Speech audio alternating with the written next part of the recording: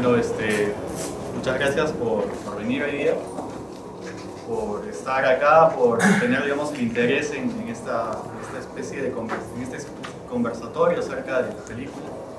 Primero queríamos empezar pidiéndoles disculpas por la suspensión de la semana pasada. Se publicó en .edu, en la versión virtual, una corrección de la fecha, pero me parece que muchos de ustedes no llegaron a verlo, entonces las disculpas del caso por parte de la asociación. Y de nuevo, gracias por estar acá el día de hoy. Los dos ponentes que me acompañan creo que no necesitan mucha presentación. Está el doctor Martín Tanaka y el doctor Eduardo Darllán, ambos politólogos, doctores en ciencia política, que tienen a su cargo, digamos, el análisis de esta película, de esta trilogía sobre Batman. Los dejo con las palabras del doctor Martín Tanaka para empezar la presentación. Bueno, muchas gracias por la invitación, gracias a ustedes por estar aquí.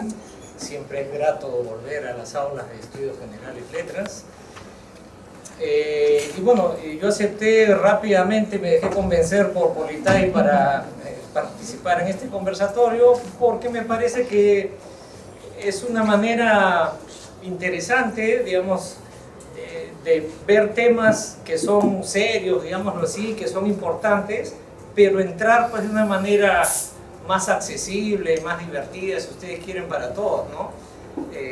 Entonces esto es en parte un ejercicio, ¿no es cierto?, de casi digamos, poco más que una conversación de café que puede tener después de salir y ver la película última. Pero también creo yo que uno podría tomar un poquito más en serio esto y pensar que efectivamente la película y el personaje de Batman dan para hacer una reflexión más de fondo sobre temas que son muy centrales para la ciencia política, ¿no? No es raro que se hagan reflexiones políticas tomando en cuenta la ficción, ¿no? Se suele hacer, digamos, a nadie le sorprendería que se haga tomando como referencia la literatura, ¿no? Se analizan obras literarias y se hace un análisis de las implicancias sobre el trasfondo político que tienen estos asuntos, ¿no? Se suele hacer también sobre algunas películas, ¿no? Pero claro, películas que explícitamente se presentan a sí mismas como películas serias, que plantean temáticas, entre comillas, serias, ¿no? Pero, digámoslo así, Batman uno diría que es una película más de entretenimiento, ¿no? La película y el cómic y el personaje del cómic, ¿no? Sin embargo, si es que uno lo mira bien, yo creo que uno va a encontrar esa posibilidad de tomar más en serio también estos asuntos e ir a discusiones más profundas, digamos, ¿no? Bueno, eso quería decir de entrada, ¿no? Entonces yo lo que voy a hacer en los 20 minutos que tengo es hablar básicamente de 4 cosas. Una primera es hablarles sobre algunos de los temas que yo creo que se pueden pensar a la luz de la teoría política, digámoslo así, de las 3 películas de Batman, ¿no? Si ustedes quieren, es qué es lo que le pasa por la cabeza a un politólogo totalmente desviado, con una deformación profesional gigantesca después de ver estas películas. Una segunda cosa que quiero hacer es plantear sobre la base de la última, digámoslo así, algunos temas específicos, y les adelanto que la discusión más específica que yo quiero plantear con ustedes es la discusión de lo que un filósofo político, Michael Walzer, llamó el problema o el dilema de las manos sucias, que como verán ustedes, lo comentaremos más adelante, está explícitamente mencionado en la película de boca del comisionado Gordon, ¿no? Una tercera cosa es hablar de ese tema vinculado al caso peruano, ¿no? temas que en el Perú evocan este tipo de discusiones, en fin, y terminar con alguna reflexión general, ¿no? Eso es lo que yo quiero hacer en estos minutos. Bueno, entonces, sobre lo primero, algunos temas que salen de la película, ¿no? Y no pretendo agotarlo, ciertamente. Yo creo que precisamente las películas estas que estamos comentando, gran parte pues de su riqueza es que uno puede tener múltiples lecturas, ¿no? Y encontrar múltiples temas. Yo solamente voy a marcar unos cuantos que en lo particular a mí me llamaron la atención y que pues van a marcar el hilo de lo que voy a decir en esta presentación, ¿no? Bueno, la primera película, como ustedes saben, pues tiene que ver con los orígenes, ¿no? Y Batman como personaje, pues ustedes sabrán más que yo, ha tenido múltiples lecturas, ¿no? Se dice que, por ejemplo, los diferentes autores de los cómics presentan diferentes versiones del personaje, ¿no? Y también Nolan, el director de esta trilogía, también tiene una visión particular, ¿no? Pero en fin, en general yo diría que la primera película plantea un gran tema, ¿no? Y es el tema que está pues en el corazón del personaje, ¿no? Y es el tema de la incapacidad o debilidad que tienen los mecanismos institucionales para hacer justicia y para asegurar, digámoslo así, pues la cohesión y el funcionamiento de la comunidad política, ¿no? Es decir, Ciudad Gótica es una comunidad política dividida, desesperanzada, corrupta, ¿no? Donde no es posible hacer justicia, donde la seguridad, donde la justicia, la policía no funcionan por los altos niveles de corrupción que existen, ¿no? Y por lo tanto se plantea esta disyuntiva, ¿no? De si es que no se puede asegurar el orden político y la justicia y la seguridad, que son digámoslo así, también los bienes más preciados de una comunidad política. Una nota de pie de página, los que saben algo de filosofía política a estas alturas verán que Thomas Hobbes es un filósofo político que escribió mucho sobre este tema, ¿no? Lo que mantiene unida, digamos, la comunidad política, el cemento, digámoslo así, que une la sociedad, es la búsqueda de orden, ¿no? La búsqueda de orden, la búsqueda de seguridad. Entonces hay como una temática muy hobbesiana, digámoslo así, en la visión de la comunidad política en esta película, y el orden institucional no es capaz de garantizar ese orden y esa demanda de seguridad, ¿no? Y de nuclear y de cohesionar la sociedad. Entonces aparece un personaje ¿no? que ha sido pues víctima también de la inseguridad, de la ineficiencia de las instituciones, que se propone, digámoslo así, remediar esa situación, ¿no? Y entonces se propone un poco hacer justicia por sus propias manos, desafía el orden legal y busca una solución extralegal a las demandas del orden político, ¿no? Pero al mismo tiempo, este personaje pues no es el vigilante típico que simplemente sale a matar delincuentes, ¿no es cierto? Sino que este personaje, ¿cómo decirlo?, vive esa disyuntiva o esa ambigüedad, ¿no? Se da cuenta de que los medios institucionales no funcionan, pero al mismo tiempo se da cuenta que él no puede hacer justicia de cualquier manera, ¿no? No sería lícito, no sería válido en nombre de la justicia salir a matar, digámoslo así. Entonces es un personaje que decide un poco hacer justicia por sus propias manos, pero tiene un código de ética que él se autoimpone, ¿no? No usar armas de fuego, no matar, es parte de ese código, ¿no es cierto? Y al mismo tiempo llega a tener una suerte de relación ambigua con la autoridad pública y con la autoridad institucional, ¿no? Entonces, si bien es cierto, es un perseguido por la justicia, ¿no? Porque el Estado tiene el monopolio del ejercicio de la violencia, coordina con el comisionado, ¿no? Se reúnen, coordinan, acuerdan políticas, ¿no? Entonces, es parainstitucional, pero digámoslo así, no es antiinstitucional, ¿no?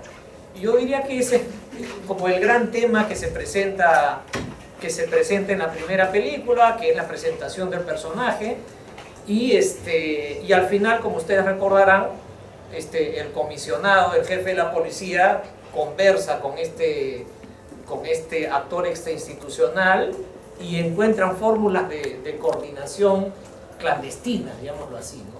O sea, el comisionado no puede aceptar que coordina con alguien que él debería estar persiguiendo, en realidad, ¿no? Pero entonces se da esa especie de colaboración y conflicto entre lo institucional y lo no institucional. En la segunda película, ese acuerdo se vuelve más difícil de sostener porque se enfrenta un enemigo mucho más radical, digámoslo así, que el enemigo que se enfrenta en la primera película, ¿no? Entonces, yo diría que uno de los grandes temas en la segunda película es la situación de excepcionalidad, digámoslo así, para utilizar también términos de la filosofía política, que plantea el desafío del Guasón para la ciudad gótica. Requiere de un lado ser más radical en el alejamiento del orden institucional, ¿no? Batman tiene que hacer más cosas, traspasar más líneas para poder enfrentar con eficacia el desafío que se presenta, ¿no? Y digamos, pasar cierta línea ya implica violar, digámoslo así, esta especie de código de ética que se esboza en la primera película, ¿no? De allí que, por ejemplo, Batman en algún momento de la segunda película se meta en un sistema de vigilancia y espionaje de las comunicaciones de la ciudad, y él mismo es consciente que ninguna persona debería tener ese poder, ¿no? Y de allí que se da esta discusión con Fox, el personaje de Morgan Freeman, ¿no?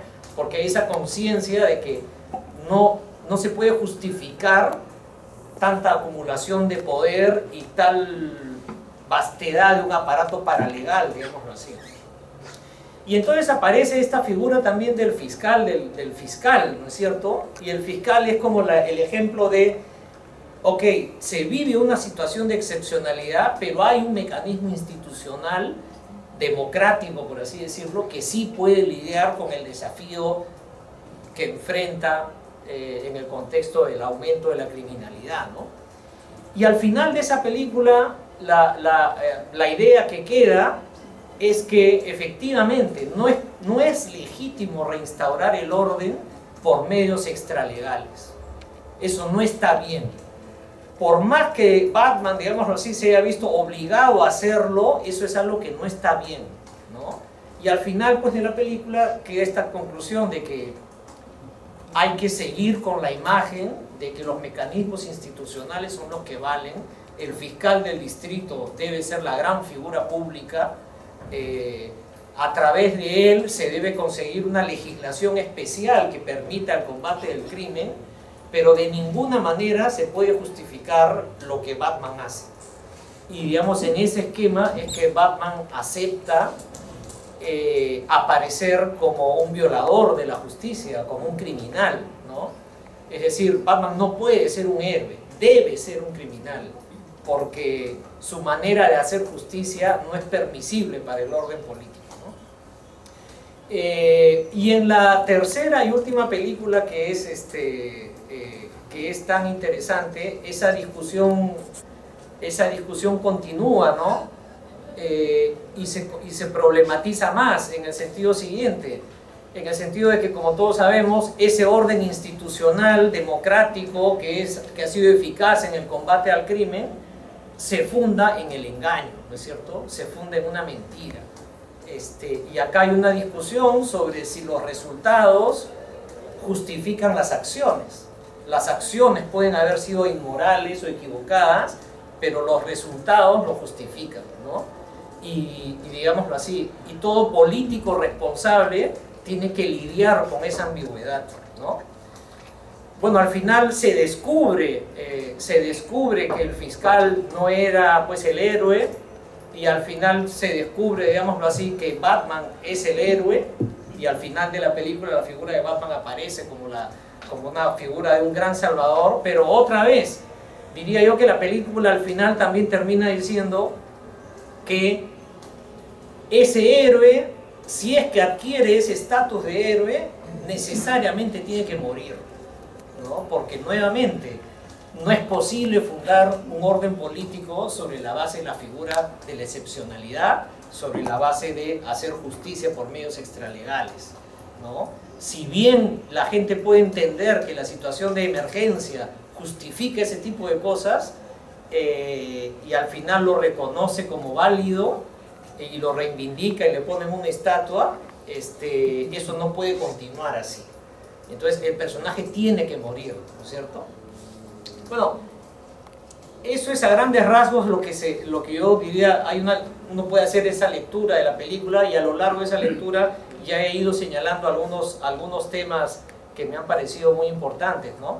Ahora, ya yendo a la parte más pesada, digamos, del asunto, si ustedes quieren leer, digamos, a la luz de esto que acabo de, digamos, quieren leer a la luz de la teoría política, lo que acabamos de comentar, la lectura que acabo de proponerles, yo les sugiero que ustedes vayan a la biblioteca o se metan a los buscadores de textos en internet y busquen este famoso texto de los años 70 de Michael Walzer, que se llama algo así como El problema de las manos sucias. Y con esto ya voy acercándome al final, ¿no? El problema de las manos sucias, ¿no? ¿Y qué es lo que dice Walzer? Walzer plantea, simplificando mucho, un argumento complejo, de que el mundo de la política es casi inevitablemente un mundo de manos sucias, ¿no? Y Walzer de alguna manera rescata a pensadores como Max Weber, ¿no? Quien hablaba de la ética de la convicción y de la ética de la responsabilidad, y Weber te ponía ese tema, ¿no? Un político tiene que pensar en las consecuencias de sus actos, no debe pensar en la pureza de sus acciones, ¿sí? Y también rescata a Maquiavelo, ¿no es cierto?, con esta idea, pues, de que las acciones, mejor dicho, de que las consecuencias de las acciones pueden compensar la mala naturaleza de algunos actos, ¿no? Y pone varios ejemplos, ¿no? Walzer, ¿no? El ejemplo que él pone, que también es muy parecido a cosas que se ven en la película. El ejemplo que pone Walzer, entre varios en su artículo, es: imagínate que tú eres el presidente y sabes que una organización terrorista ha puesto 20 bombas en edificios públicos en la ciudad. Y tú sabes que esas bombas van a explotar en unas 3-4 horas y van a morir cientos y miles de personas. Y la policía ha capturado a un miembro de este grupo terrorista.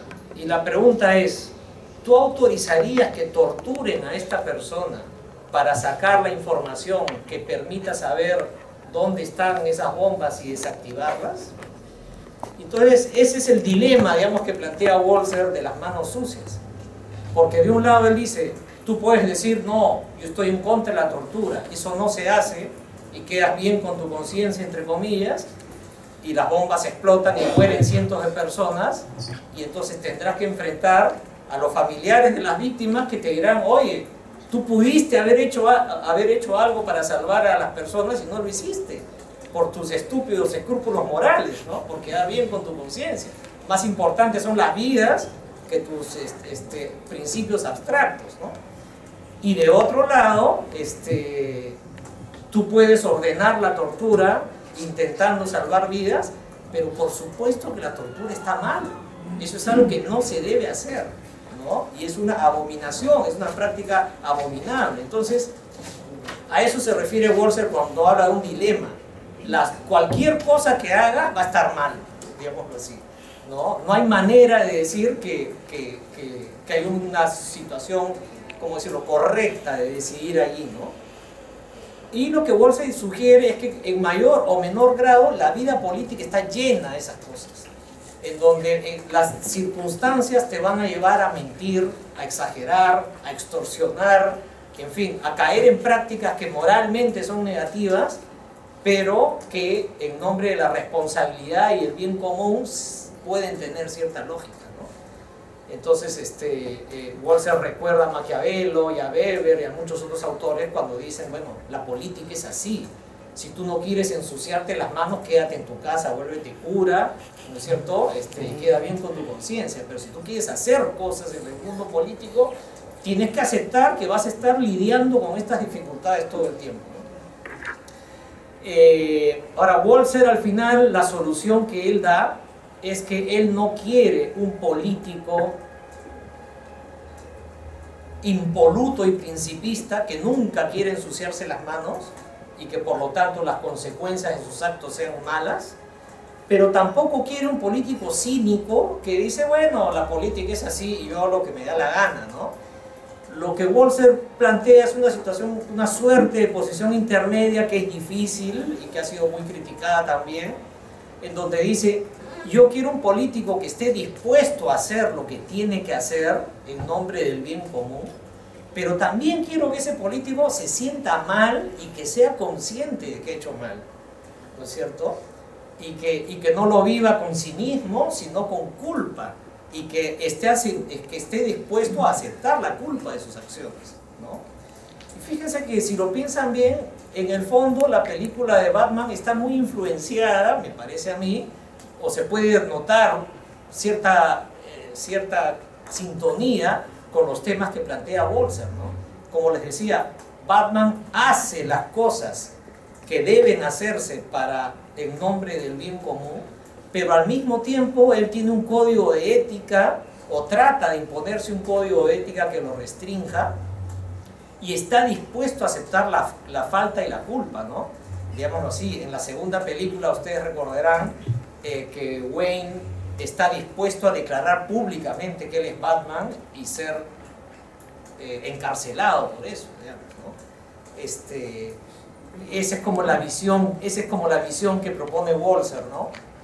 Tienes que hacer lo que tienes que hacer, pero tienes que aceptar la culpa, porque eso no está bien y nunca debes justificarlo como algo permisivo, digamos, ¿no? Termino ya con lo siguiente.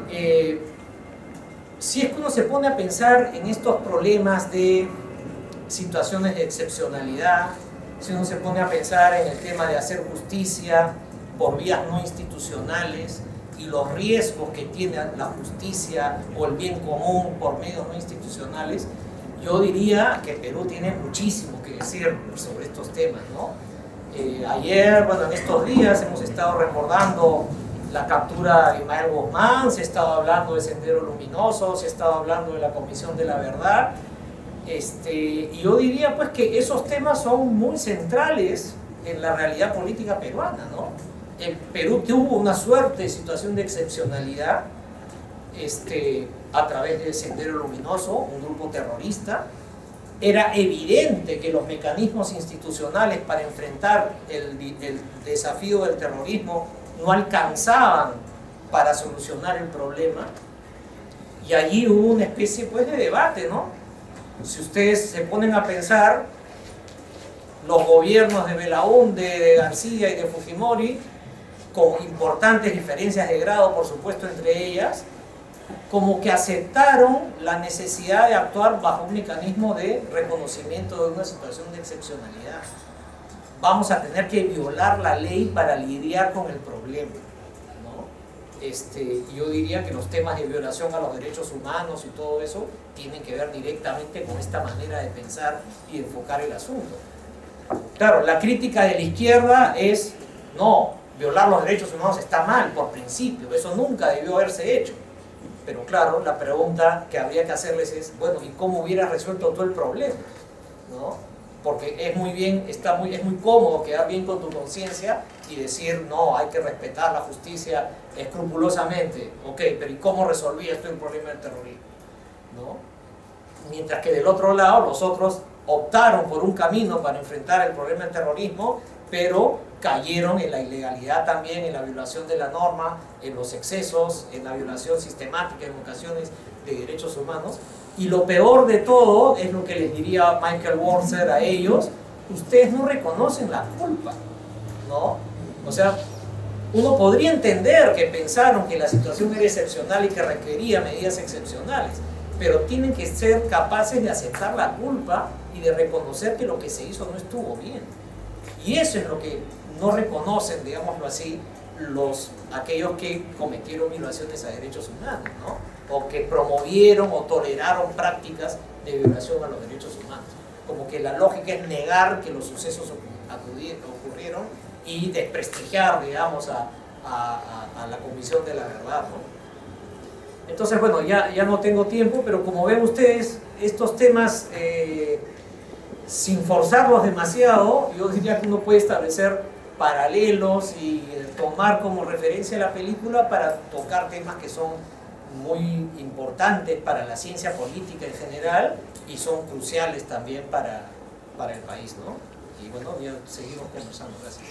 Muchas gracias.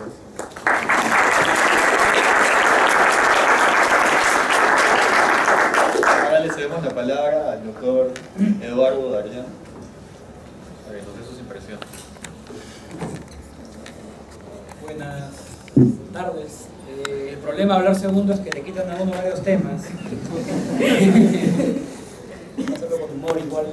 Me voy a repetir un poco porque efectivamente toco varios de los puntos discutidos por Martín. Cuando me plantea Politaí esta pregunta, ¿no? Cómo relacionar Batman y la ciencia política o la teoría política, en realidad yo también como Martín tengo inclinación por la filosofía política, tengo formación de filosofía política y me es más fácil relacionarlo con la filosofía política que con propiamente la ciencia política, aunque claro, esos temas de legitimidad van a cruzarse en varios puntos, ¿no? Dije, bueno, ¿cómo me tomo la tarea en forma seria y no hago trampa? E intenté documentarme poco. Ya había leído algunos posts de Martín antiguos sobre Batman, había leído el debate actual que se ha dado entre si es que la película última es de derecha o de izquierda, ¿no? Algunos dicen que en realidad la gente mala que está con Bane es la gente de Occupy Wall Street, ¿no? Que es gente que quiere perseguir a los ricos y atentando contra el sistema, envidiosos, malos, ¿no? Han querido hacer eso, dicen algunos, otros dicen no, es una película más bien, es una película de derecha, la gente dice no, es una película de izquierda porque al revés, se ponen los ricos como incapaces, una clase parasitaria, gran debate, no seguí leyendo eso. Y también hay un artículo en un último libro de Juan Carlos Ubillús sobre cine, que tiene un artículo sobre Batman, tampoco lo leí, para hacer el ejercicio solo, ¿no? Pero léanlo también, de repente hay cosas interesantes o que se cruzan con lo que estamos diciendo acá. Entonces, el primer reto fue pensar, bueno, por lo general en la filosofía política, cuando uno ha visto la pregunta ¿por qué debo obedecer la ley?, esa pregunta se da en sociedades que están funcionando, sociedades que están medianamente funcionales, y generalmente el que la debe responder es aquel que puede romper la ley constantemente. Un tirano, alguien con mucho dinero, o en la conocida fábula de Platón, en uno de los diálogos socráticos, esta idea del anillo de Giges, ¿no? El anillo de Giges es en la República, esta es historia de una persona que encuentra una especie de nave espacial, si se quiere, así lo han interpretado los ufólogos, ¿no? Una suerte de carroza extraña en la cual hay una persona muerta que tiene un anillo, y este pastor, un pastor sin educación, que no es parte de la aristocracia, descubre que poniéndose el anillo se puede convertir en invisible, ¿no? Y, de acuerdo a la naturaleza humana, se lo pone y comienza a hacer todo tipo de maldades, hasta incluso llegar a seducir a la reina. Yo no sé cómo un hombre invisible seduce a la reina, pero básicamente logra casarse con la princesa o con la reina y gobernar en forma bastante despótica. Entonces, el desafío que lanza Sócrates es ¿qué le dirías tú a alguien que puede no portarse bien, ¿no? Que puede no seguir las reglas, para que se porte bien? Porque normalmente lo que le decimos a esa gente es te voy a castigar, si te descubro te meto en la cárcel. Pero un tipo con un anillo que lo hace invisible, ¿qué le diríamos? Entonces, ahí las interpretaciones son divergentes. Algunos dicen que Sócrates logra articular algo que decirle que invoca su conciencia y los beneficios de portarse bien. Otros dicen que en realidad Sócrates casi tiene que decir lo que te estoy dando es más razones para decir que esto va junto, ¿no? Las buenas razones para portarte bien, basadas en la conciencia, tienen que ir de la mano de cierto tipo de castigo y otros. Pero este caso del del que se porta mal cuando tiene cualidades especiales, no es el caso de Batman. Sería el caso más bien de un supervillano tipo Superman, ¿no? Estos que roban bancos o consiguen beneficios siendo malos, ¿no? Rompiendo las reglas. Batman plantea más bien un dilema bien de ciudades modernas, de inicios de lo que pueden ser sociedades más urbanas, que es esta especie de vigilante, ¿no? Alguien que tiene la capacidad de darse cuenta de lo que es bueno, lo que es malo, tiene códigos de qué cosa es bueno, qué cosa es malo, pero apoya o intenta que la sociedad también los tenga.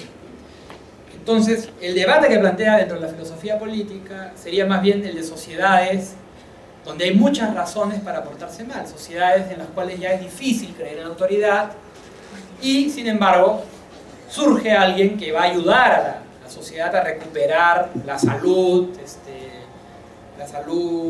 moral, ética, y va a lograr que la sociedad comience a portarse bien.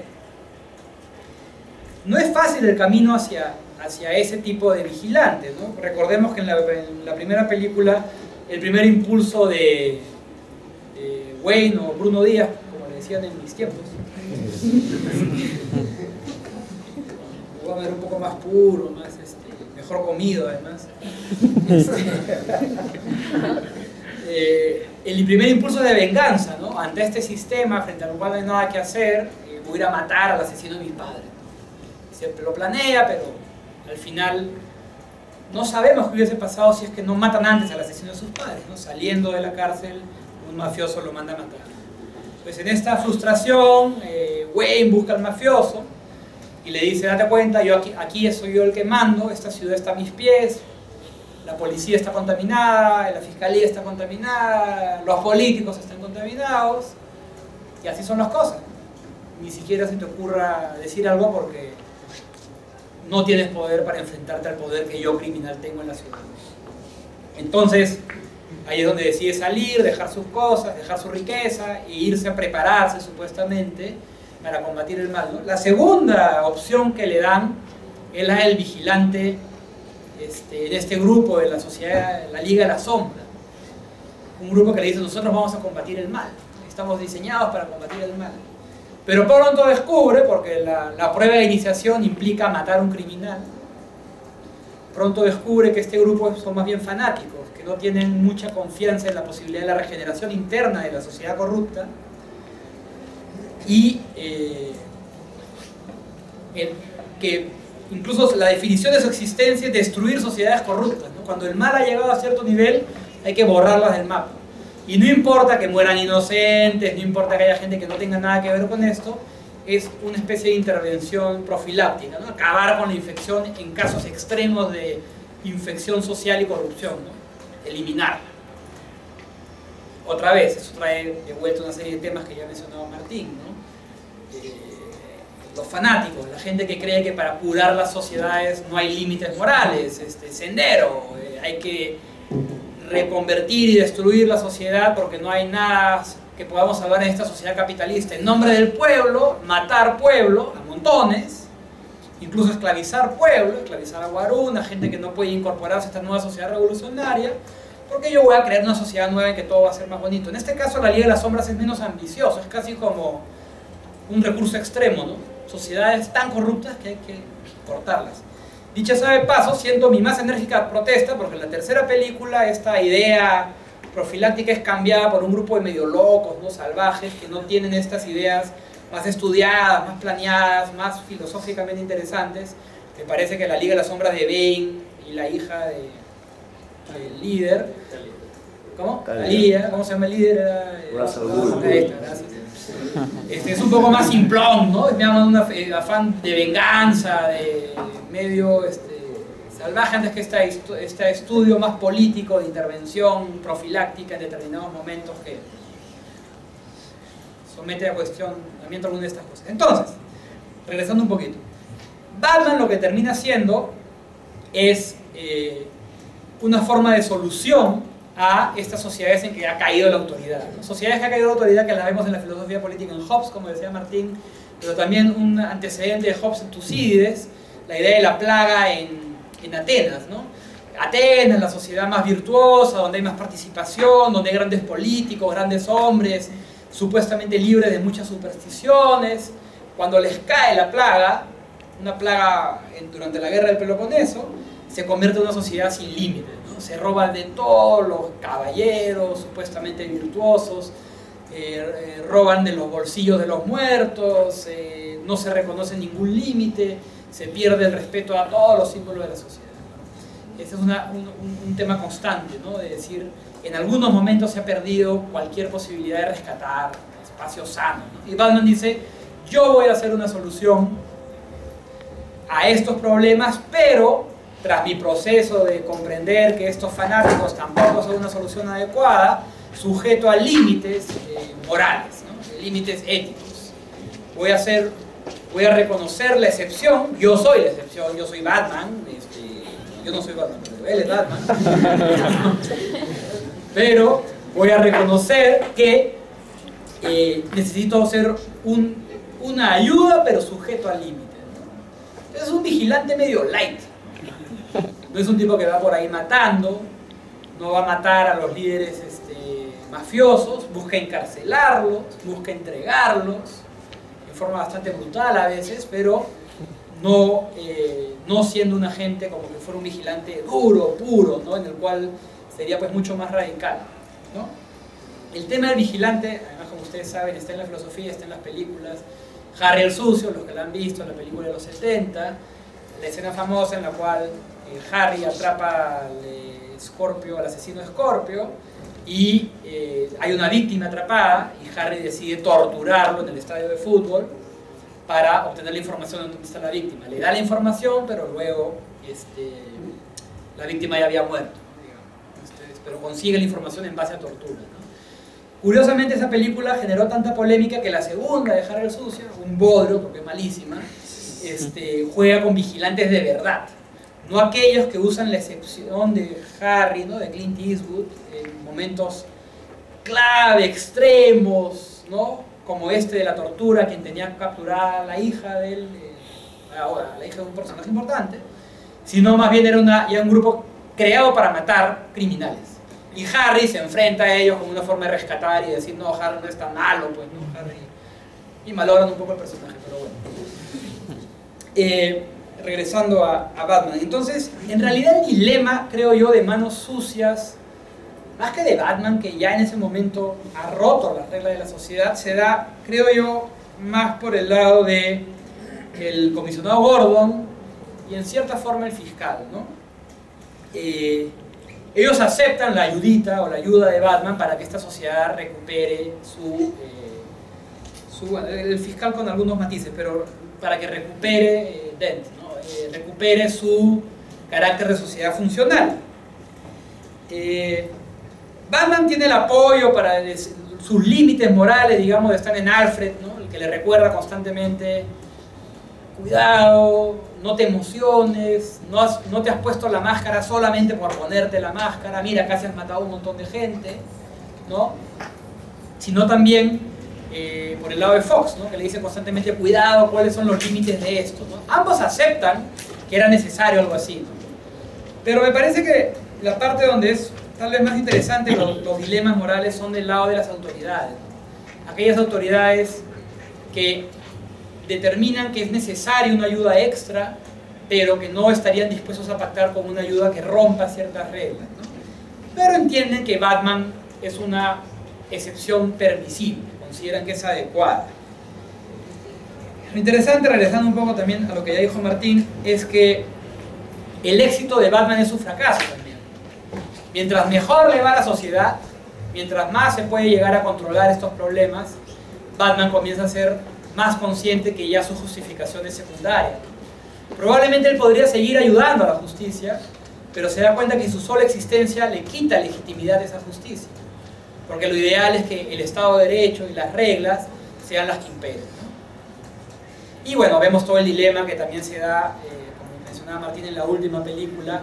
Finalmente Batman puede volver, es el retorno de la excepcionalidad, pero ante una situación de excepcionalidad total, pues ya habían tomado toda la ciudad, ya no había, los policías estaban atrapados, no había ningún orden posible, pero luego también vuelve a retirarse, ¿no? Y como en los viejos westerns, en que el héroe llegaba, resolvía la situación en una tierra agreste, problemática, sin ley, se iba dejando ya un orden y entendía que él tenía que irse, ¿no? Generalmente cabalgando hacia el horizonte, en este caso se cae en el mar. Pero además hay una cosa que circula menos con la ciencia política, pero también el ser humano, ¿no? A veces el ser humano también en un momento tiene que también darle un espacio a su propia vida, a decir, bueno, me quiero casar con Gatúbela, hacer una vida bonita, puedo dejar esta misión y dejar que la sociedad, hay recursos en la sociedad que la hacen menos mala. Hay también en las películas una mirada de la naturaleza del hombre que es irrescatable, ¿no? No apretan el botón de los barcos, ¿no? Eso no me la creo yo, ¿no? Pero bueno, en algún momento deciden no apretar el botón y salvarse mutuamente, ¿no? Hay también una suerte de, hay algo que rescatar, que también es importante. Quería terminar con el tema también del desafío lanzado por el tema de manos sucias, ¿no? De Michael Balzer, discutido más de una vez, lo vemos en Sartre, lo vemos en diferentes momentos, que es el desafío grande que plantea la película, ¿no? Vemos varios ejemplos de cómo, digamos, si se hace un juicio de cómo no se resuelve el problema de las manos sucias. Por un lado está Maquiavelo, por un lado está la Liga de las Sombras, está quien dice que acepta sin problema que hay que romper reglas morales para hacer bienes superiores para la sociedad. El problema con eso, bueno, los problemas con eso son varios, ¿no? A Maquiavelo se le ha dicho, mira, no seas vivo, Maquiavelo, tú dices, hay que hacer, el príncipe tiene que hacer cosas buenas para la sociedad, pero en el fondo está justificando acciones que benefician al príncipe, no a la sociedad. Entonces, el primer problema de aceptar unas manos bien sucias, o sea, algo como decir, no, así son las cosas en política, así se tienen que hacer, es que generalmente vamos a ver cómo las personas van a instrumentalizar todo esto para buscar su beneficio, ¿no? En el tema de la lucha contra el terrorismo, que discutimos un momento, probablemente no sea solo combatir el mal social, sino comenzar a generar grupos que apoyen mis políticas y mi control sobre la sociedad. Típico caso, el Grupo Colina no solo se crea para matar senderistas, sino también para matar a los campesinos del Santa, para controlar a los sindicalistas, excede lo que digamos, el propósito supuestamente favorable para la sociedad. Entonces, primera crítica que se hace es, ojo, estas versiones directas de las manos limpias, es decir, no, hay casos en que hay que romperlas, inmediatamente los casos comienzan a crecer, comienzan a justificar de todo, y se rompe esta idea de un caso excepcional en nombre del bien común por todo tipo de casos, ¿no? El otro extremo es el que dice, no, el político nunca debe hacer esto, kantiano, ¿no? Duro, pero Kant hace trampa, pues. En el caso de algún filósofo puede decir que yo he exagerado, pero si uno lee los escritos políticos de Kant, la promesa de portarse bien de muchos gobernantes es una sociedad futura donde las cosas van a ir mejor. Hay la creencia de que portarse bien, a pesar de que pueden haber costos en el corto plazo, genera sociedades que producen un mayor desarrollo, un mayor progreso, algo así como también John Stuart Mill en la defensa del principio de la libertad. Deja que haya gente loca aprovechando su libertad para hacer tonterías, porque en el futuro va a haber una sociedad más desarrollada, con mayor riqueza, con mayor bienestar, ¿no? Esos son los dos extremos, creo. Lo que ofrece Batman o la película, yo lo veo más cercano a Balzer, como decía Martín, pero también un libro muy bonito que si no lo han leído, se los recomiendo, que es La educación de Ciro. Es un libro de Genofonte, en el cual se discute la educación de este príncipe persa, Ciro el Grande, que desarrolla un imperio, ¿no? Es un típico caso en el cual hay en juego muchas narrativas internas, pero la gran lección es un tipo que hace acrecentar su comunidad, pero a niveles tan grandes, tan amplios, que cuando muere Ciro, la nueva comunidad creada se desintegra, basado en la fuerza, basado en el chantaje, basado en la muerte de inocentes en algunos casos, basado en la manipulación del poder. El príncipe virtuoso que se nos presenta en el libro termina con un imperio bastante poco virtuoso y problemático. Pero hay un personaje que es, creo yo, el Balzer de las manos limpias, que es el papá de Ciro, ¿no? Y que sería en cierta forma el comisionado Gordon, este tipo de autoridad, ¿no? Que dice, tú tienes que educar a la gente para que reconozca límites constantes. Porque si educas a la gente para que los límites se rompan, lo que vas a tener son sociedades en las cuales esos límites se van a romper todo el tiempo. Y va a ser claramente una sociedad de cínicos, donde la gente que le encanta de hablar del poder, de la excepción, de la necesidad de romper las reglas, generalmente lo que son personajes hambrientos de poder que van a buscar justificar constantemente sus malos actos en beneficio propio. El papá de Ciro dice, el rey, lo que dice en ese momento es, pero el gobernante tiene que saber que a veces esa situación va a llegar, y es una situación trágica, en la cual va a tener que tomar acciones que no siempre se condicen con el bienestar declarado de lo que es bueno y es malo. Y el gobernante tendrá que aceptar esas culpas y tendrá que reconocer. Entonces, mantener ese balance entre las manos limpias muchas veces pasa por buscar esos límites, ¿no? Por construir esos espacios en los cuales algunos saben que alguna vez tendrá que suceder, pero si los comienzas a mencionar como siempre, son comunes, todo el tiempo tienen que darse, probablemente lo que tenga es una sociedad de cínicos. En la película creo que eso queda representado claramente por el comisionado Gordon, alguien que juega, acepta ciertas ayudas externas, el vigilante, Batman, pero porque sabe que es una persona que está sujeto a determinados límites éticos, morales, no sabe que está apoyado por Fox y por Alfred, ¿no? Pero básicamente es unas manos limpias en sentido, manos sucias en sentido light, si quieren, ¿no? Apoyar a Batman. Cosa muy diferente sería si es que lo vinculamos ya con temas como grupos paramilitares o con grupos de aniquilamiento, en las cuales la función de estos grupos muchas veces adquiere, primero, actos por lo general directos, que rompen las reglas morales de una sociedad y que además terminan por lo general en excesos y justificando nuevos excesos. Entonces, si quieren verlo de alguna manera, un héroe de la película, me parece a mí, a veces no se le da igual importancia que Batman, es el comisionado Gordon. Y con eso... Muchas gracias.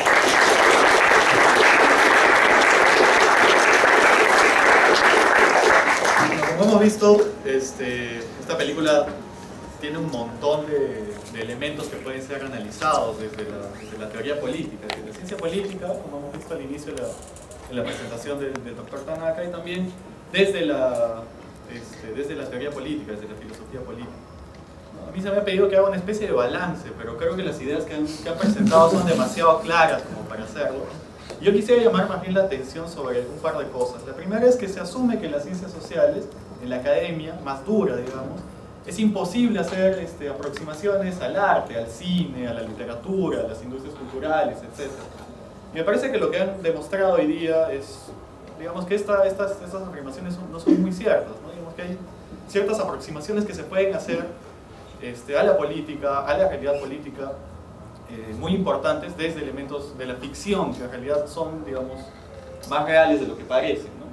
El caso típico que salió hace un par de años era el caso de Avatar, ¿no? Avatar y sus relaciones con los procesos de colonización, con los procesos, digamos, ahora más actuales de concesiones mineras, etc. Sin embargo, en estas aproximaciones hay dos tipos, ¿no? Las que hemos visto hoy día, que son las más pedagógicas, utilizar, digamos, estos elementos para reflexionar acerca de la teoría política, ¿no? Utilizar, digamos, este atractivo que tienen las películas para empezar a reflexionar temas más cotidianos, ¿no? Y temas cotidianos enmarcados además en una reflexión mucho más amplia, mucho más ambiciosa de la teoría política. Esa es, digamos, la aproximación más clásica que se tiene del cine desde las ciencias sociales. Pero también hay otra aproximación, como ha mencionado Eduardo, que probablemente encontrarán en libros como los que produce la Red para el Desarrollo de las Ciencias Sociales en el Perú, como el libro editado por Ubius, en los cuales lo que se busca más bien es hacer análisis discursivo, ver cómo el cine como industria cultural hace aproximaciones, digamos, hacia reproducciones socialmente compartidas para entender cuáles son, digamos, los discursos, las ideologías, ¿no?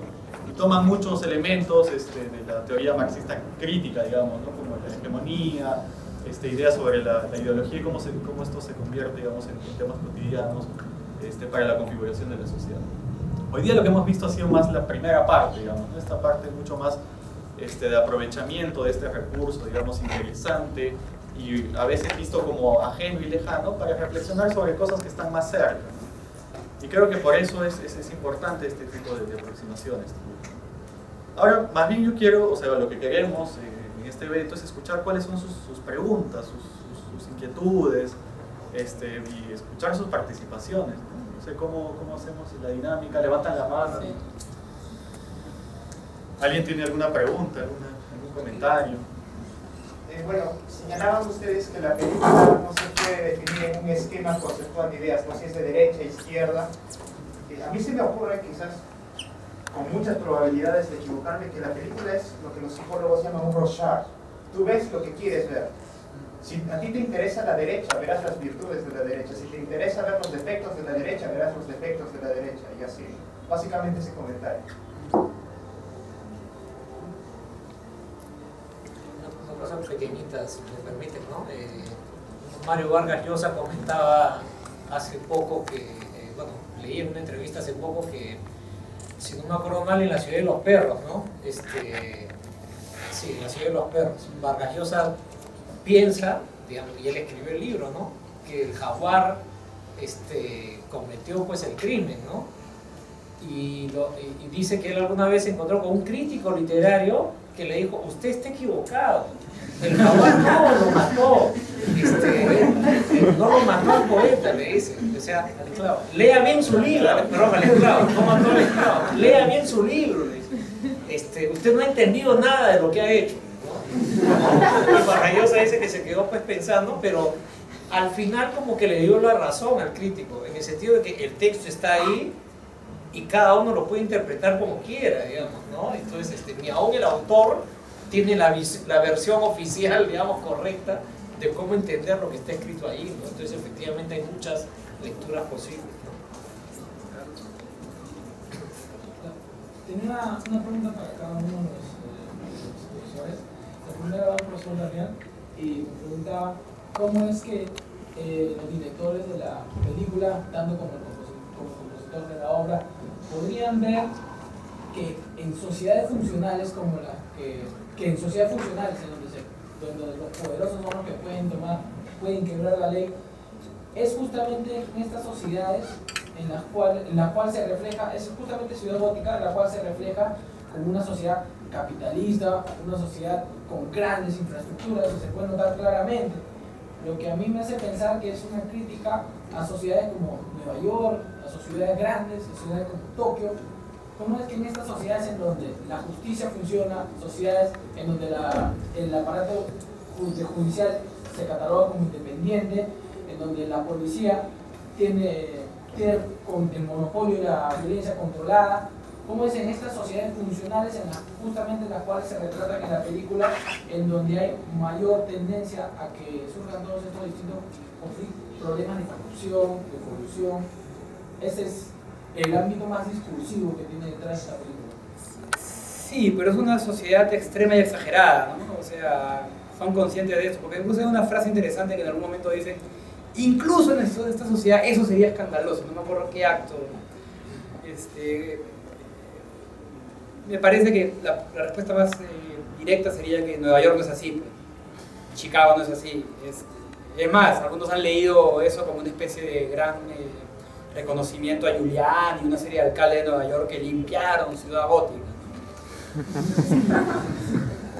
Pero creo que lo que hay es en cierta forma, si bien es una versión exagerada, es una versión real en muchas sociedades, ¿no? No solamente las más desarrolladas, sino sociedades en las cuales se ha perdido todo tipo de control y orden, ¿no? Otra fábula de este tipo es The Wire, para los que han visto The Wire. Yo me paso diciendo en mis clases de letras: no han visto The Wire, nadie ha visto The Wire. Si no han visto The Wire, vayan a ver The Wire. O sea, es la política y la corrupción en Baltimore, ¿no? Pero alguien podría decir: ya, eso es Baltimore, ¿no? Incluso un poco exagerado, dicen los de Baltimore, que están muy molestos con The Wire. Pero en otros lugares sabemos que hay instituciones mucho más sólidas. O sea, no es tan terrible, ¿no? No es que toda la sociedad capitalista desarrollada va a ser como Ciudad Gótica. Una cosa chiquita, ¿no? Que está eso y después está, digamos, en esa línea, como Eduardo decía hace un rato, ¿no? Uno podría decir, la película es de izquierda, ¿no? Porque denuncia la corrupción de las grandes ciudades capitalistas, ¿no? De otro lado uno dice, no, es conservadora, ¿no? Porque la solución a eso es el pueblo que se organiza mediante acciones colectivas, ¿no? La protesta callejera, la organización, o sea, la solución no es individualista, ese es un criterio burgués, liberal. La solución es la organización, las masas actuando organizadamente, ¿no? Y eso queda un poco retratado, caricaturizado, digámoslo así, en las huestes que siguen a Ben, ¿no? Que son totalmente destructivas y anárquicas, ¿no?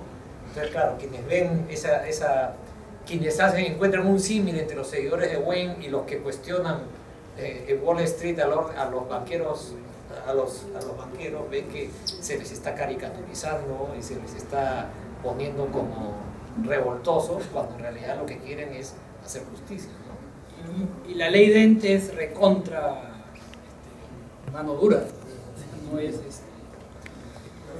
otra vez. Digamos que según este enfoque que plantea Walter, el cual no he leído, el ejemplo que usted plantea, digamos que es claro en la solución que debería tomarse, creo, porque es la tortura de un individuo para el salvamiento de muchas vidas, pero en casos más difusos, por ejemplo, cuando tienes que, por ejemplo, matar a 10 personas para salvar a 12 personas, en ese caso, digamos, en el caso digamos, más extremo, está complicado, en donde la solución no está clara, o sea, ahí las manos sucias ya se ensangrentan demasiado. No, yo diría que, claro, o sea, para que esto funcione y cuando realmente sea un dilema, para que realmente sea un dilema, es que tú tienes que elegir entre dos cosas que te repelen igualmente, ¿no? Eso es, ¿no? Mientras que, bueno, hay otras situaciones en donde está más claro qué está bien y qué está mal, ¿no? Yo me acuerdo el nombre del filósofo que pone el ejemplo de Jim y los indios, ¿no? Que llega Jim, que es un explorador, y hay un grupo guerrillero que ha detenido a 10 indígenas, ¿no? Y le dice, Jim, como nos has caído en gracia, nosotros íbamos a matar a los 10 indígenas, pero ahora te damos la oportunidad que tú mates a uno y los 9 restantes se salven. ¿Qué debe hacer Jim? Y bueno, el filósofo concluye que Jim debe matar a uno, ¿no? Porque dice, ahí es muy clara, es inmediata la relación entre no actuar y actuar, digamos, ¿no? Cosa diferente sería un caso hipotético, ¿no? La sociedad se va a ir al diablo si es que no hace, es demasiado lejano. Por aquí se me pregunta, ya está. El tema al cual iba a aludir ya quedó desplazado hace 4 participaciones. No, yo quería secundar lo que dijo mi compañero acá de derecho y lo que dijo el señor Tanaka con lo respecto a Kierkegaard Ariosa, acerca de cuando una persona lee una obra literaria o un cómic o ve una película, la hace suya. Entonces, a partir de ese momento, las declaraciones que puede dar el autor después no tienen validez absoluta, porque la obra ya la has hecho tuya y tú has interpretado bajo tu propio concepto de las cosas, has puesto el mundo que se te presenta en ese libro, o sea, como tú, y creo que de eso habla Gerard Banet en La muerte del autor, estoy seguro. Por ejemplo, ¿por qué siempre el libro es mejor que la película? Porque la película responde a las interpretaciones particulares que tiene el guionista o el director y las proyecta, o sea, proyecta lo que él piensa hacia todas las personas, pero cada uno tiene una propia interpretación que generalmente no concuerda con la del director, del guionista o del productor, y por eso es que le parece mala o no le parece que ha sido interpretada adecuadamente. Pero eso simplemente es que no es que esté bien hecho o mal hecho, sino que responde a una propia interpretación de una persona en particular. O sea, si yo me pongo a hablar de cómo interpreto cierto libro, probablemente la mayoría aquí esté en desacuerdo a mí y diga que mi interpretación es mala. O sea, eso es a lo que quería apuntar, ¿no? Para completar la idea, no solo es el tema con, digamos, los libros y el arte en general, ¿no? Si queremos de nuevo traer la discusión hacia la ciencia política, la política en general, digamos, hay toda esta idea bien fuerte que es que los electores o, digamos, las personas captan los mensajes que quieren captar, ¿no? O sea, cuando escuchan a un político, escuchan lo que quieren escuchar. Entonces, eso también está por ahí, digamos. A ver, para Martín. Básicamente hablaste de las manos sucias y de cómo se habla de un sistema político en el cual es necesario ensuciarse las manos. Y de que para esto, no sé por qué lo que tengo entendido, bajo lo que escuché, es que es necesario alguien que pueda actuar en la paralegalidad, siempre y cuando tengamos un chivo expiatorio que sirva como ejemplo para decir que la cosa que hizo está mal. ¿No sería hacer que un sistema político esté dependiendo de un héroe que no consideramos como tal? No, a ver, pero como decía, ¿no? Quien escribió explícitamente y es un gran referente en esta discusión es Walzer, ¿no?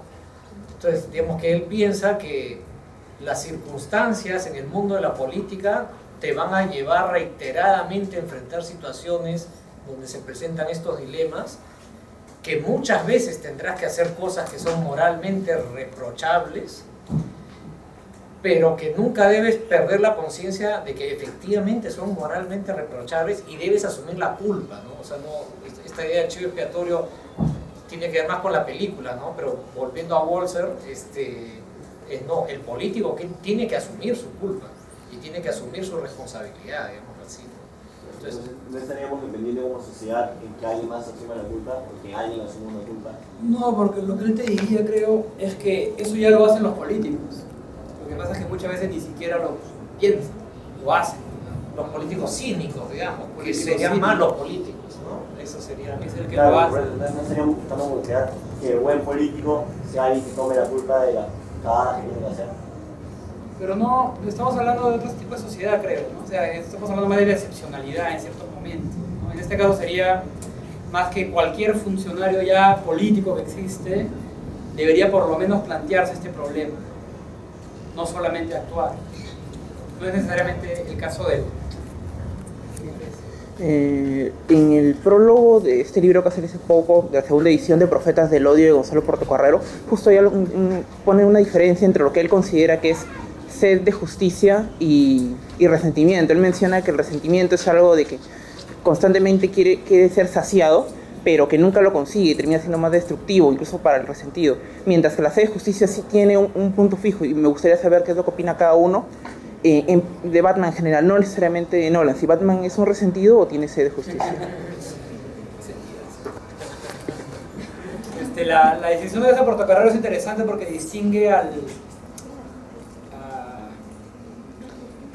digamos, a la persona que creo que lo importante es al momento en que ya entras con esta idea de odio, generalmente vas a pasar límites muy rápidamente y vas a justificar un montón de acciones sin ningún problema. O sea, rápidamente puede dar un salto, el resentido puede dar un salto entre quiero una mejor sociedad y hay que matar a 50.000 campesinos.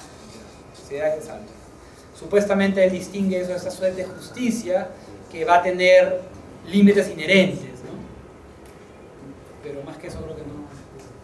Yo diría, digamos, que Batman como personaje es un personaje pues atormentado, ¿no? Vive la ambigüedad moral permanentemente y por eso es que tiene un código, ¿no? Entonces yo diría que en general el planteamiento del personaje es que él está motivado por la justicia, ¿no? Y por eso es que se impone límites, ¿no? Y sobre lo otro recordaría lo de Eduardo, ¿no? Cuando habla de la Liga de las Sombras, o sea, esto que Portocarrero llama resentimiento apunta a esta idea de que el diagnóstico es correcto, ¿no? La sociedad es corrupta y hay que transformarla, ¿no? El gran problema es cuáles son los medios que tú utilizas para hacerlo y en qué medida esos medios te llevan a una transgresión aún mayor que la que quieres, ¿no? Y genera problemas aún mayores que lo que quieres solucionar, ¿no? Si para erradicar la corrupción tienes que masacrar a miles de personas, pues estás en un problema, digamos, ¿no? Hay otras maneras de hacerlo que efectivamente tienen que aceptar que existen pues límites, ¿no? Y que, digamos, los medios tienen que ser afines a los objetivos que estás persiguiendo, ¿no? Yo diría que también Eduardo mencionó de pasada en algún momento a Sartre, a Camus, ¿no? Está esa discusión pues sobre las izquierdas totalitarias, ¿no es cierto?, que en nombre de la justicia imponen órdenes, digámoslo así, despóticos, ¿no? Y asesinan a cientos y a miles de personas, ¿no? En la China comunista, en la Unión Soviética, ¿no? En nombre de la justicia, ¿sí? Entonces, versus posiciones como la de Camus, ¿no es cierto?, que decía que no, esos extremos en donde ya pierdes totalmente la brújula moral, son repudiables, ¿no? Y esa es un poco pues la discusión sobre Sendero Luminoso. Ellos quieren una sociedad justa, pero construida sobre la base del asesinato y del crimen, ¿no? Y con un truco argumentativo que es bien bravo, ¿no? Que generalmente dicen, miren cómo la sociedad actual es corrupta, pero eso no te lleva, no te ofrece ninguna evidencia de que su sociedad no lo va a hacer, digamos. No solamente dicen que es una promesa, pero siempre la usan esa, ¿no? Lo que está haciendo es criminal, más criminal es seguir como hasta ahora, porque determinada, hay pobreza, hay exclusión. Pero tampoco en ningún momento te hablan de cómo su sociedad va a superar la pobreza, la exclusión. Yo quería contar sobre el aspecto que dice el profesor Tanaka sobre las instituciones, porque creo que en las tres películas de Batman tú ves una evolución de cómo las personas, los ciudadanos de Batman responden a las instituciones informales que existen de la mafia, que como sabemos, instituciones informales tienen que compensar o reemplazar a las instituciones formales del Estado. Y para tú sigues una institución informal porque uno temes ser castigado y recibes algo si lo sigues. Que viene que el miedo, que es el gran tema de la primera película, el Batman ayuda a destruir ese miedo porque él es un miedo incluso más grande. Una persona que va incluso a las protecciones del Estado, a las mafias. Y en la segunda película tiene esta escena en la que el solo hecho de que esté la señal de Batman en el cielo hace que todos los criminales vuelvan a sus casas. Pero, y digamos, en las escenas de los botes ves como ellos no quieren volarse a sí mismos y tú tienes que pensar un poco como que las personas ahora sí piensan que pueden hacer bien por sí mismas. Pero lo que no me gustó de la tercera película es que Bane llega y todo el mundo se vuelve loco. Entonces todo lo que fue construido en ese momento se va a la mierda. Y eso, por eso no me gustó sobre todo que la película tercera no tuviera gangsters humanos. Porque creo que es imposible que los destruyan a todos. Y ellos son como una forma de canalizar estos instintos humanos. O sea, a mí me gustó más la segunda porque tenía esa idea de el Guasón no tiene intereses, él no le importa nada. Él quiere destruir todas las instituciones, incluso las informales. O sea, su lema es lo que no te mata te hace más raro. Él no va hacia nada. Y en su contraposición está la fortaleza moral de Batman. Pero de nuevo, con las personas que criticaban la última película ser fascista, es por eso. Batman es como es un superhombre que es lo único que mantiene esta ciudad que se puede quedar destruida si él no está, incluso contradiciendo las otras dos películas. Y un aspecto más que da una idea de un Batman fascista es que cuando tú ves un poco de literatura fascista, es esta idea, o sea, porque la gente piensa que fascismo es necesariamente elitista, pero no. El fascismo tenía ideas muy antielitistas, pero no destruir el poder económico, sino destruir como los vicios de la burguesía. Y Batman se puede decir que es una persona que quiso ir contra los vicios de la burguesía, se volvió este super soldado y ahora viene y puede él solo reconstruir toda una sociedad. Y por eso yo creo que la última película de Batman traicionó los conceptos de las otras dos y te pueden dar problemas en, digamos, cómo piensas tú la sociedad en la vida real.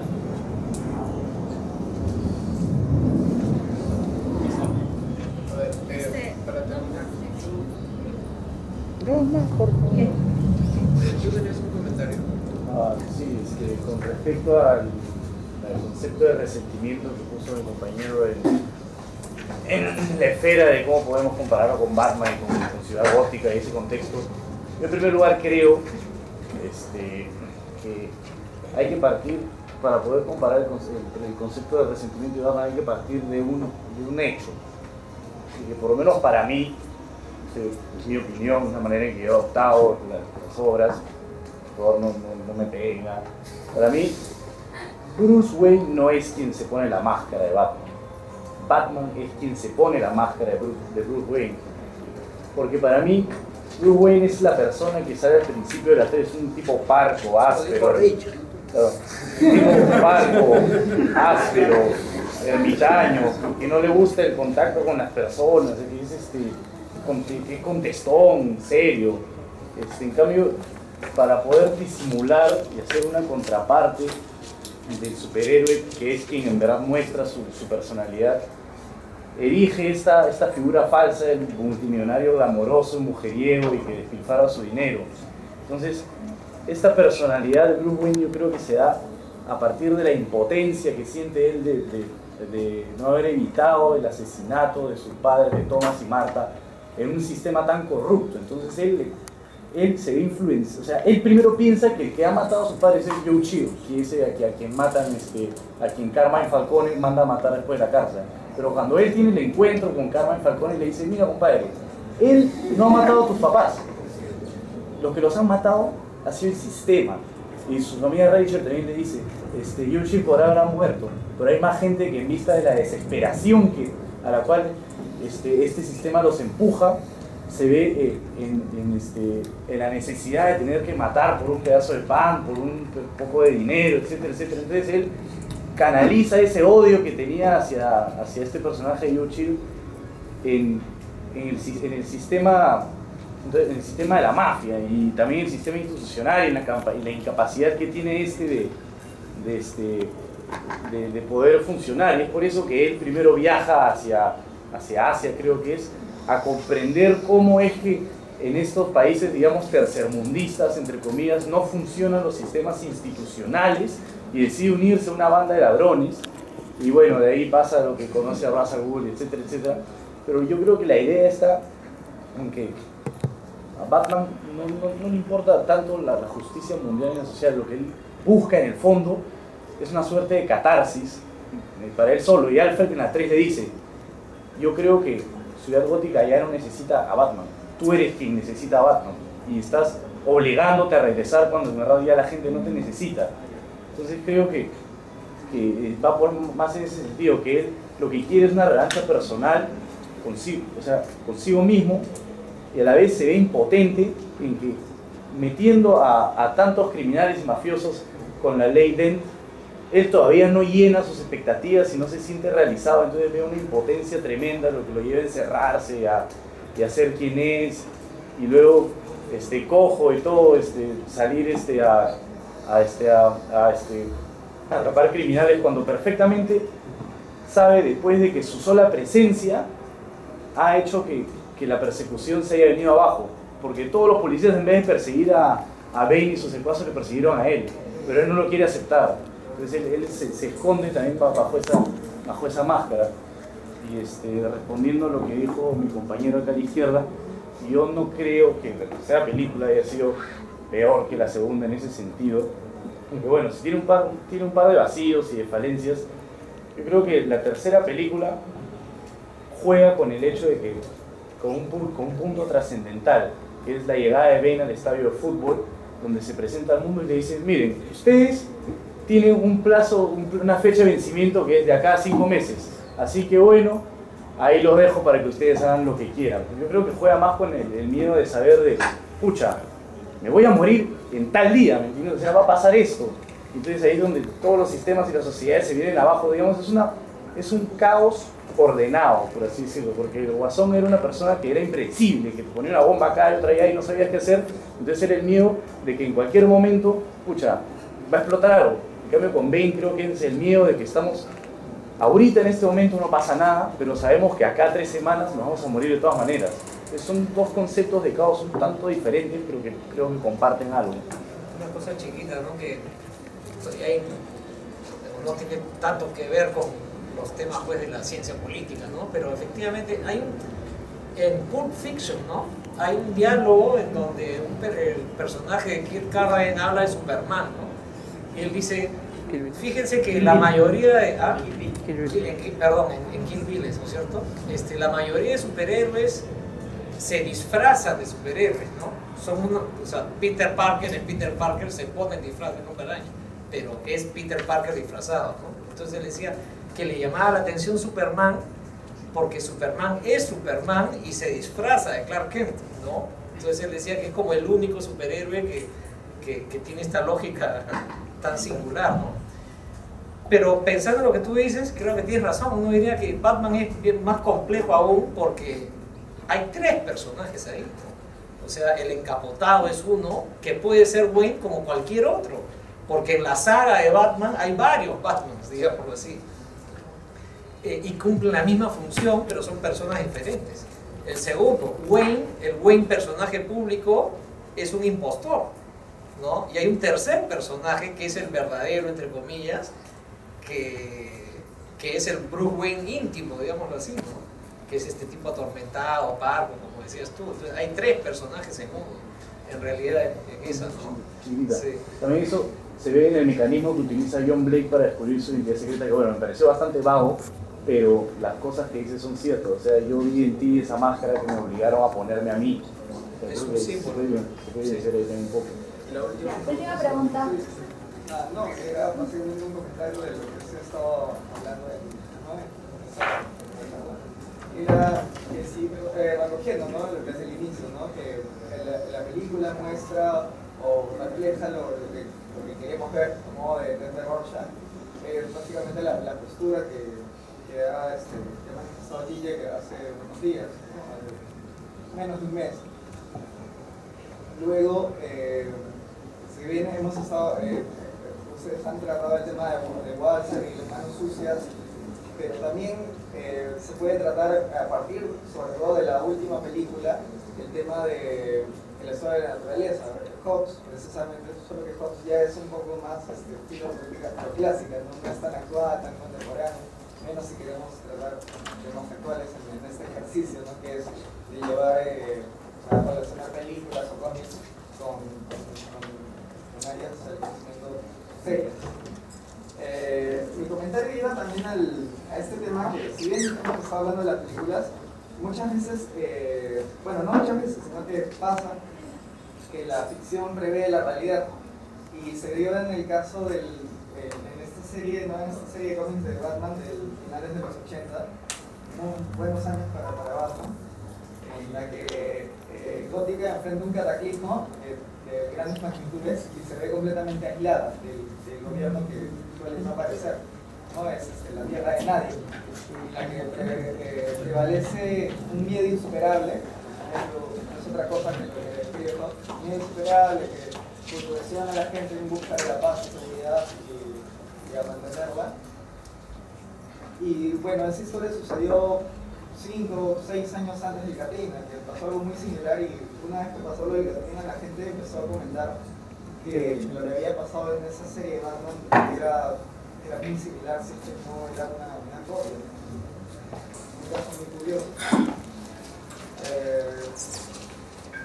Bueno, sí, era básicamente eso, ¿no? Como la ficción suele reflejar, no necesariamente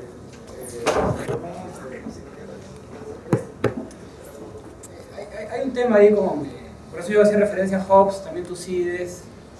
Hay diferentes concepciones de naturaleza humana, ¿no? Para Hobbes, normalmente la caída de la autoridad va a dar lugar indefectiblemente a tipos de comportamiento bastante radicales, bastante fuertes. Y en Tucídides es más la caída de la autoridad, pero en situaciones extremas, como la peste, ¿no? Yo creo que también lo que uno ve en la película es la posibilidad, una visión de la naturaleza humana un poco distinta, que sí ofrece, a pesar de ese estado corrupto, problemático, es más creado por poderes locales que han tomado más poder y han roto la autoridad, digamos, la han corrompido, ¿no? Pero sí hay este mensaje de una naturaleza humana que puede mantener el sistema andando, ¿no? O sea, que podría, con diferentes estímulos, leyes fuertes, duras, tampoco es anarquista, ni mucho menos, ¿no? Y la ley Dent es clarísimamente una ley dura, ¿no? Esas tipo las que se implementaron en varios estados de Estados Unidos para atacar la criminalidad urbana. Pero hay la idea de que sí hay una naturaleza humana que no es esta, que está corrompida y que está condenada a portarse mal siempre, lo que necesita cierta intervención. Y en eso Batman termina siendo una especie de ayudadita a esa mayoría inocente y que a pesar de las crisis y los problemas sigue manteniendo cierta unidad. Solo dejo como para, así como ideas para que se, porque han salido un montón de ideas de cosas que pueden ver. la versión seria de Doctor Strangelove, una película que se llama Fail Safe, me parece, que plantea el siguiente dilema moral, ¿no? Por errores con el sistema nuclear, los rusos creen que está yendo un ataque a destruir Moscú, perdón, a destruir varias ciudades de Rusia, y no creen, se les escapa a los americanos varios bombarderos, y el presidente de Estados Unidos intenta convencer al presidente ruso que ha sido un error, y le dice, nadie, mis halcones me van a creer. O sea, finalmente destruyen varios aviones, pero se escapa uno solo que va camino a Moscú. Entonces le dice, mira, te juro que es un solo avión, te juro que va a destruir Moscú. No hay forma en que me crean los rusos, y manda el presidente de Estados Unidos, una película malísima, pero manda a bombardear Nueva York. Y le dice, fíjate lo que va a pasar en Nueva York. Y ¡boom! Bombardea Nueva York. Y le dice. Ese es mi compromiso creíble de que esto ha sido un error. Entonces, el premier ruso acepta y que destruya Moscú y no se da una guerra mundial. Obviamente la película bien hollywoodesca pone a la esposa del presidente en Nueva York, también con el hijo, ¿no? Pero básicamente lo que hay es, una vez más, del piloto, el piloto que tira la bomba. Una vez más es esta imagen de acciones abominables, pero que tienen un bien común mayor. Y la encuentran en varias obras y varias cosas. Simplemente la dejo para que la vean si les interesa. Bueno, muchas gracias a todos por haber participado. Y unos minutos para el profesor Tanaka para que haga una pequeña introducción acerca de lo que es la... No, bueno, solamente un minuto para comentarles que esta es una actividad organizada por una asociación de estudiantes de ciencia política. Por casualidad yo soy coordinador de la especialidad, Eduardo fue el anterior coordinador de la especialidad, Eduardo está dictando en estudios generales ahora el curso introductorio de ciencia política, y en fin, esta es también una ocasión para invitarlos a interesarse en la carrera, ustedes que están aquí en estudios generales, y que algunos podrán ir a la especialidad, otros a otra, pero si no se animan, digamos, a estudiar con nosotros, pueden llevar cursos selectivos, ¿no es cierto?, en la especialidad, y pues seguir discutiendo de estas cosas por otros medios sobre vamos y otras cosas. Gracias. Bueno, muchas gracias.